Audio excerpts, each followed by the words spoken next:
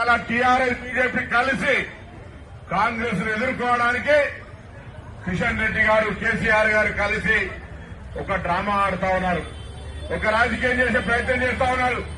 నేను అడుగుతా ఉన్నా ఇక్కడ స్థానిక కిషన్ రెడ్డి మంత్రి, భారతీయ జనతా పార్టీ కేంద్రంలో అధికారంలో ఉన్నది.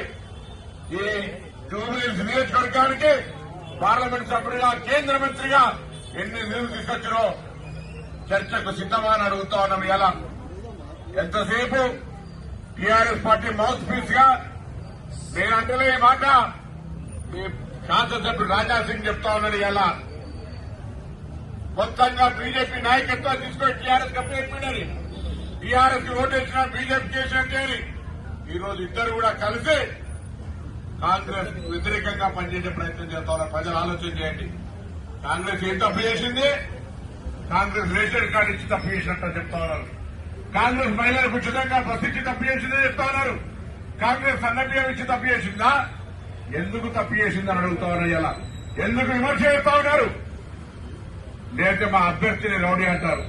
అసలు మీకు తెలుసుగా జూబ్లీహిల్స్ నియోజకవర్గంలో ఎవరు 10 సంవత్సరాలుగా నియంత్రితంగా ప్రజలను అణిచివేయడం మీకు తెలుసు. అందుకే ఉన్నత విద్యావంతుడు చదువుకున్న యువకుడు నవీన్ యాదవ్ గారు ఆశీర్వదించి గెలిపించాల్సిందిగా కోరుతూ గతంలో పోటీ చేసిన అజరుద్దీన్ గారు ఇలా మీ ముందుకు వచ్చి ఉన్నారు. అందరం కలిసి గౌరవ ముఖ్యమంత్రి రేవంత్ రెడ్డి గారు కేబినెట్ మొత్తంగా మరి నవీన్ యాదవ్ అండగా ఉంటుంది. జూబ్లీహిల్స్ అభివృద్ధిని ఆకాంక్షించి ఈ ఉప ఎన్నికల్లో కాంగ్రెస్ ని గెలిపేయండి. ఇక్కడ అన్ని సమస్యలు ఇన్ఛార్జ్ మంత్రిగా నేనే చొరవ తీసుకుని పరిష్కారం చేసే బాధ్యత కాంగ్రెస్ ఎమ్మెల్యేగా జూబ్లీహిల్స్ నవీన్ యాదవ్ కు మొత్తం అందరం అండంగా ఉంటామనేటువంటి మాట మనవి చేస్తూ పెద్ద అజరుద్దీన్ గారిని మాట్లాడాల్సిందిగా కోరుతా ఉన్నాను.